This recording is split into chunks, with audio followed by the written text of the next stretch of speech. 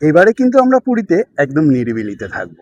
না, আমি জমজমাট জায়গায় থাকবো, সেই স্বর্গদ্বারের কাছে, যেখানে আমি থেকে এসেছি ছোটবেলা থেকে। পুরীতে আসলে আমি সেখানেই থাকতে চাই। আমার কিন্তু চাই প্রাইভেট বিচ, যেখানে আমি নিরিবিলিতে বসে বই পড়বো। তাহলে তুমি থাকো তোমার প্রাইভেট বিচে, আমি চললাম। এই একটু কম্প্রোমাইজ করলে হতো না? তাহলে ভেবে দেখা যাক। শোনো, তাহলে দুদিন আমরা থাকছি পুরী হোটেলে, আর দুদিন সোনার বাংলা পুরীতে। বাঙালিদের সেকেন্ড হোম হলো পুরী। পুরীতে যেমন জগন্নাথ মন্দির রয়েছে, সেই রকমই অপর আকর্ষণ হলো নীল সমুদ্র। আর সেই সমুদ্রকে যদি প্রাণ ভরে দুদিন উপভোগ করা নাই যায়, তাহলে তো ভ্রমণের মজাটাই বৃথা। তাই আমরা এবার বেছে নিয়েছিলাম দিনরাত সমুদ্রের রস উপভোগ করার জন্য হোটেল সোনার বাংলা। চলুন তাহলে এই ভিডিওতে জেনে নেব হোটেলটির অবস্থান কোথায়, এর ভাড়াই বা কত, আর ঘুরে দেখব হোটেলটার আনাচে কানাচে প্রতিটা প্রান্ত। চলুন তাহলে আমার সাথে সোনার বাংলায়। আজকে আমাদের স্টেকেশন সোনার বাংলা পুরীতে। চলুন তাহলে ভেতরে যাই। এই হোটেলটির চেক ইন টাইম হলো সকাল 10টায়। প্রয়োজনীয় ডকুমেন্টেশন সেরে পৌঁছে গেলাম এবার রুমে।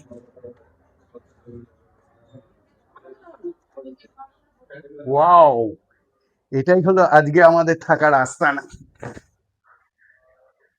এখান থেকে পুরো রুম থেকে দেখাচ্ছি, এখান থেকে ভিউটা একবার দেখুন। এরালেই একটা ব্যালকনি, তারপরেই রোড, আর তারপরেই সমুদ্র। আমাদের রুমটি ছিল গ্রাউন্ড ফ্লোরে, সি ফেসিং রুম। আধুনিকভাবে সজ্জিত রুমটিতে সকল ধরনের মডার্ন অ্যামেনিটিস কিন্তু মজুদ ছিল।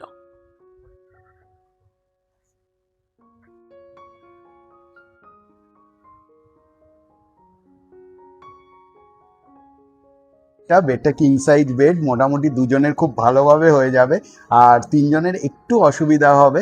আর এখানে একটা টিভিও প্রোভাইড করেছে। আর এসেই ব্যস্ত হয়ে গেছে আমার বরের ফেভারিট জিনিস বানানোর জন্য। এইখানে ইলেকট্রিক কেটেল থেকে সবকিছুই দিয়েছে, চায়ের সব সরঞ্জামই এখানে কিন্তু আছে। আর এখানে ওয়ার্ড্রপস, এখানে একটা ফ্রিজ আছে। ফ্রিজটা আর একটা লকারও দিয়েছে। রুমের মধ্যে নেসেসারি যা কিছু সবই আছে। আর রুমেতে সেই স্থানটি যেটি আমার চাই সবচেয়ে নিট অ্যান্ড ক্লিন, সেটি হলো বাথরুম। সত্যি বাথরুমটা কিন্তু একেবারে নিট অ্যান্ড ক্লিন ছিল। এই হচ্ছে বাথরুম। বাথরুমে কিন্তু সব টিপসই প্রোভাইড করেছে। এখানে দুটো টুথব্রাশ, একটা শাওয়ার ক্যাপ আর কম সব কিছুই আছে এখানে।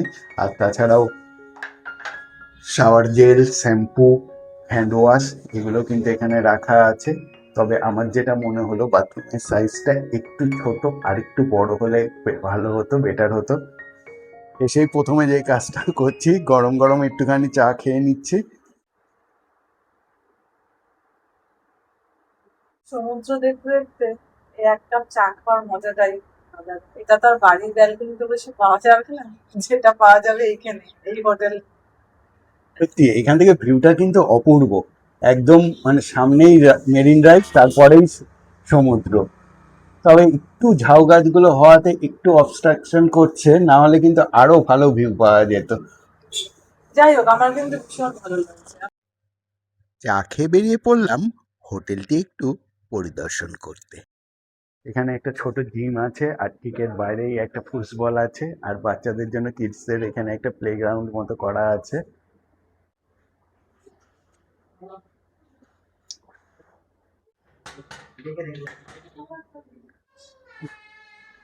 অনেকদিন পর পুরনো অভ্যেস একটু ঝালিয়ে নিলাম।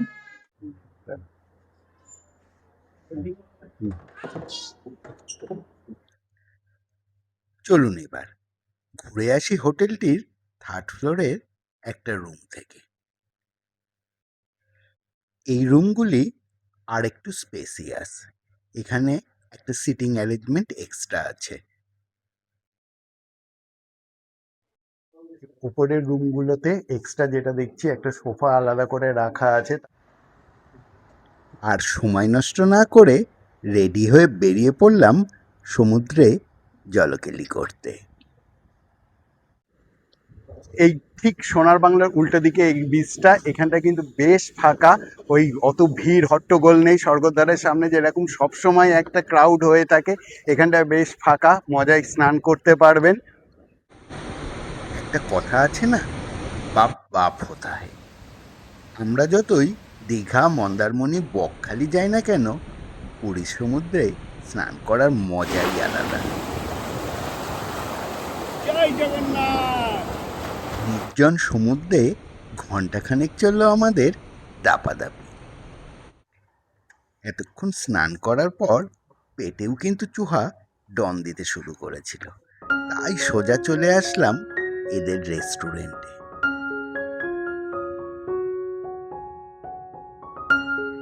রেস্টুরেন্টটিও বেশ বড় আর ছিমছাম।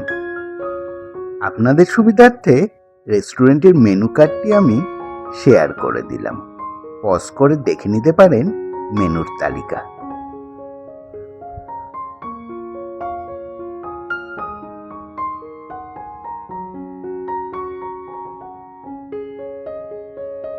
গরম গরম ভাত, ডাল, ডিম আর চিকেন সহযোগে সেরে নিলাম দুপুরের লাঞ্চ। রেস্টুরেন্টটিতে দুপুরের লাঞ্চে আমাদের বিল হয়েছিল প্রায় 1200 টাকার মতো। সোনার বাংলা, আমাদের ওয়েস্ট বেঙ্গলে যে সোনার বাংলা আছে, যেমন টাকি, কোলাঘাট বা মায়াপুর, প্রত্যেকটাতেই কিন্তু সুইমিং পুল আছে। বাট এখানে কিন্তু সুইমিং পুল নেই। এটাতে কোনো সুইমিং পুল নেই, কিন্তু কি হবে সুইমিং পুল নেই। এখানে এত বড় ন্যাচারাল একটা সুইমিং পুল, রাস্তাটা ক্রস করলেই হচ্ছিল সমুদ্র। ফলে আর সুইমিং পুলের কোনো প্রয়োজনই নেই এখানে। এই সোনার বাংলা হোটেলের ঠিক কাছেই আছে লাইট হাউস, একদমই পাশে। এখন আমরা যাচ্ছি লাইট হাউসে। বিকেল 3টে থেকে 5:30 পর্যন্ত খোলা থাকে এই লাইট হাউসটি। আর টিকিটের মূল্য মাত্র 10 টাকা। প্রায় 100টি সিঁড়ি ভেঙে আমাদের উঠতে হলো ওপরে। এখন আমি দাঁড়িয়ে আছি লাইট হাউসের ওপরে। আমাদের হোটেল সোনার বাংলা তার ঠিক পাশেই রয়েছে এই লাইট হাউসটি। আস্তে আস্তে অন্তত 100টা সিঁড়ি ভেঙে আমাদের ওপরে আসতে হলো, কিন্তু আসার পর সত্যি মনটা জুড়িয়ে গেল। এত সুন্দর নাজারা, একটা পুরো পেছনে বিচটা দেখা যাচ্ছে, এত সুন্দর লাগছে এখান থেকে। দেখুন একবার।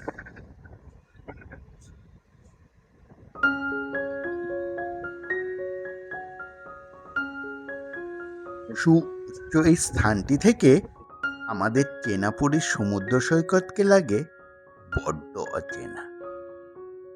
বেশ কিছুটা সময় কাটিয়ে একটা সুন্দর সূর্যাস্তের মজা নিয়ে ফিরে এলাম আমাদের হোটেলে।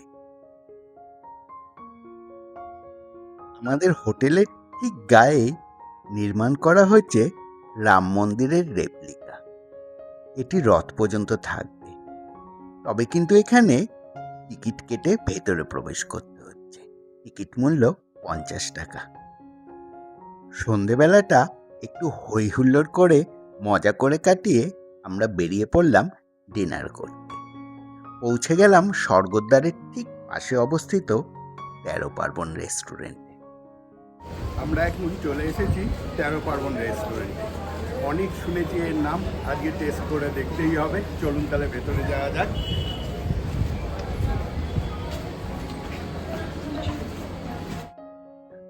হোটেলে ঢুকে দেখলাম প্রচুর কর্মচারী রঙিন ড্রেস পরে দাঁড়িয়ে আছে। রেস্টুরেন্টটিও বেশ বড়, কম করে 100 লোকের সিটিং অ্যারেঞ্জমেন্ট আছে। এখানকার মেনু কার্ডটিও এই ভিডিওতে আমি শেয়ার করে দিচ্ছি। আপনারা পজ করে দেখে নিতে পারেন এর মেনুর তালিকাগুলি।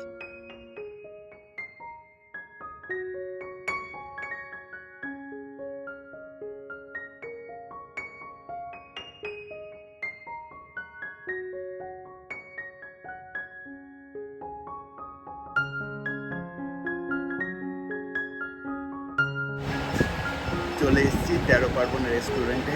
অনেক শুনেছিলাম এটা, এখানকার থালি টেস্ট করবো বলে এখানে আসলাম। এখানে ভেজ থালি শুরু হচ্ছে 140 টাকা থেকে, আর মটন থালি হচ্ছে হলো 300 টাকা। বিভিন্ন ধরনের থালি আছে।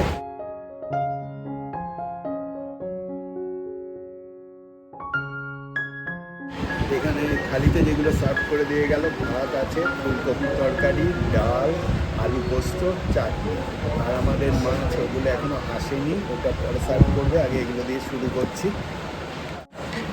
ডালটা টেস্ট করলাম আলু পোস্ত দিয়ে, যথেষ্ট ভালো কিন্তু টেস্ট।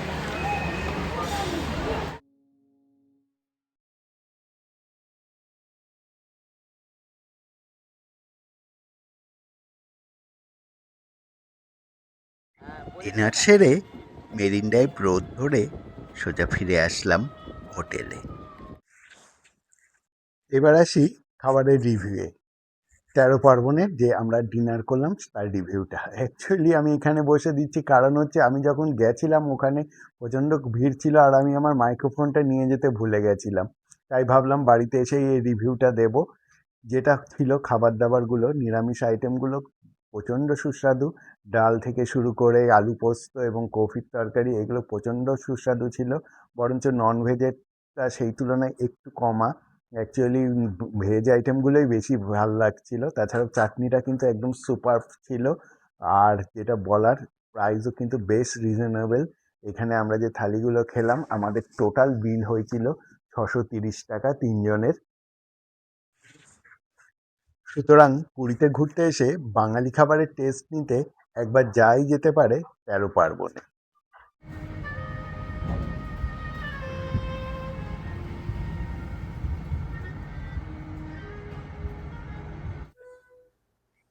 এই হোটেলটির একেবারে ওপরে রুফটপে রয়েছে একটি বার কাম ক্যাফে।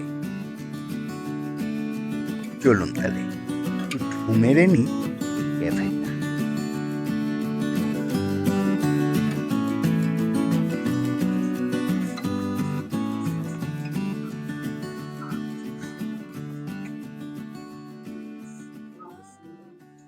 আমি এখন আছি সোনার বাংলার রুফটপ ক্যাফে কাম বারে।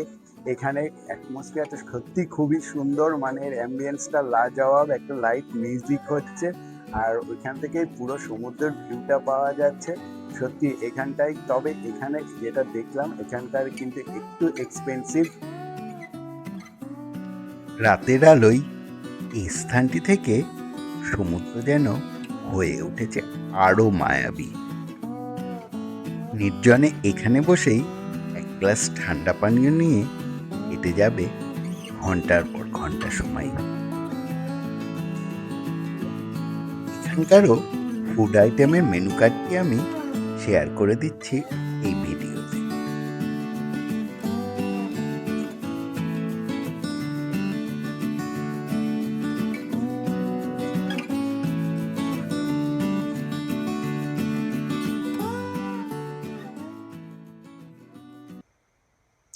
গুড মর্নিং বন্ধুরা। একটু সকাল সকালে উঠে পড়তে হলো, কারণ আমাদের 8টার মধ্যেই রুম ছেড়ে দিতে হবে। এই হোটেলের যেটা ছিল চেক ইন টাইম হচ্ছে হলো 10টায়, আর চেক আউট টাইম হচ্ছে 8টায়।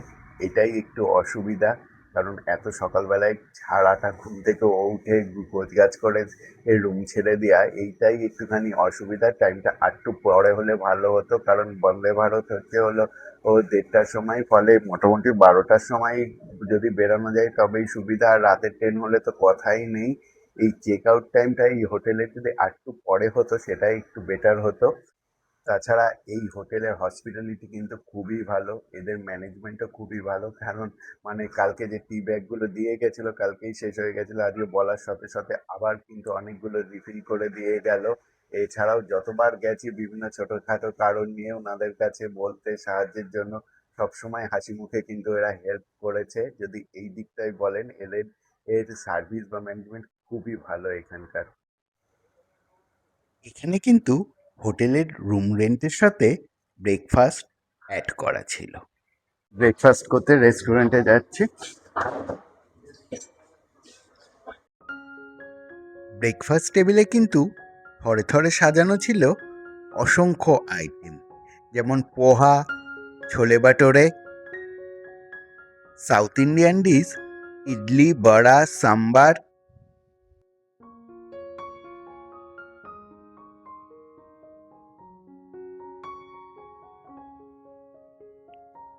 আবার কেক, পেস্ট্রি, ফ্রুটস, ডিম, সেমুয়ের পায়েস, নানা ধরনের জুস, দুধের সাথে হেলদি খাবার কেলগস, আর চা তো ছিলই।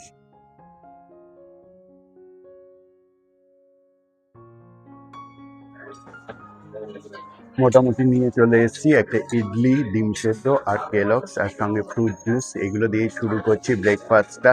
প্রচুর আইটেম কিন্তু এখানে রাখা আছে।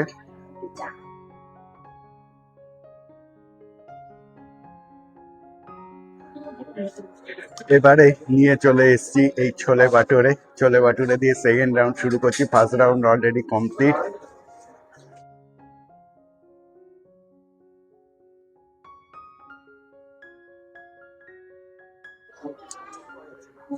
আগে ওয়াটারমেলনটা ট্রাই করেছিলাম, এবারে ম্যাঙ্গো জুসটা ট্রাই করছি। এখানে হিউজ আইটেম, এত আইটেম খেয়ে শেষ করা যাবে না। মোটামুটি যেটা হচ্ছে সেটা হলো, এই ব্রেকফাস্ট করলে লাঞ্চটা কিন্তু আপনাকে স্কিপ করতেই হবে।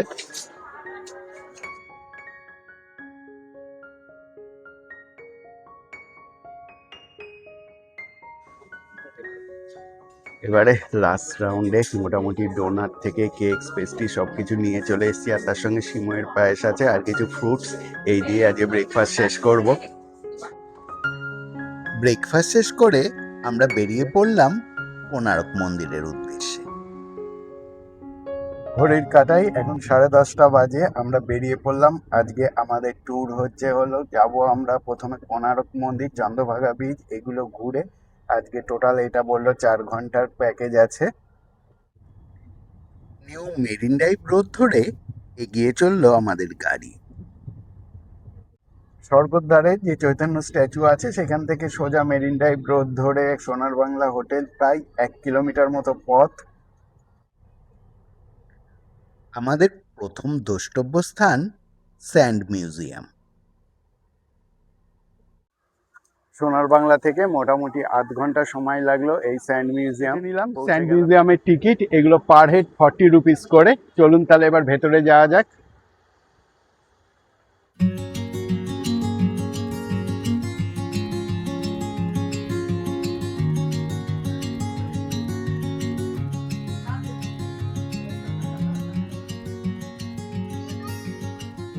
স্যান্ড মিউজিয়ামে বালি দিয়ে তৈরি অসম্ভব সুন্দর শিল্পকার্য নিদর্শন এখানে আমরা লক্ষ্য করছি। মানে দেখুন, প্রত্যেকটা কাজ এত সুন্দর করে করা আছে।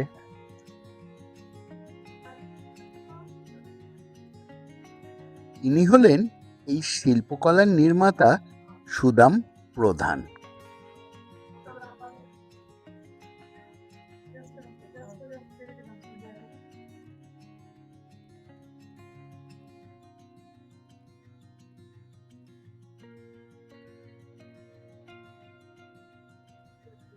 পৌঁছালাম কোণার্ক মন্দিরে। আমাদের পুরী হোটেল থেকে এখানে আসতে মোটামুটি 1 ঘন্টা 10 মিনিট মতো লেগে গেল।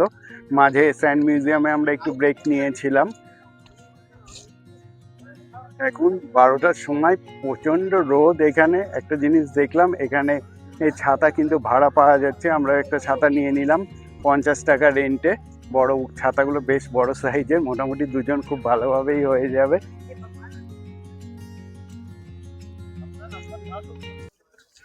এখানে টিকিট করে নিলাম। এখানেও কিন্তু 40 টাকা করে টিকিট পড়ছে। পুরী জেলায় অবস্থিত কোণার্কের সূর্য মন্দির। এটি নির্মাণ করেছিলেন গঙ্গ রাজবংশের রাজা প্রথম নরসিংহদেব, তা প্রায় 1255 খ্রিস্টাব্দে। মন্দিরটি নির্মাণ করা হয়েছে রথের আদলে। এখানে আছে 24টি বড় বড় চাকা আর 7টি ঘোড়া। এই চাকাগুলোই আমরা 10 টাকার নোটে দেখতে পাই। সম্পূর্ণ মন্দিরটি ঘুরে দেখে আমরা বেরিয়ে পড়লাম পথেই পড়বে চন্দ্রভাগা বীচ, সেটি দেখব বলে।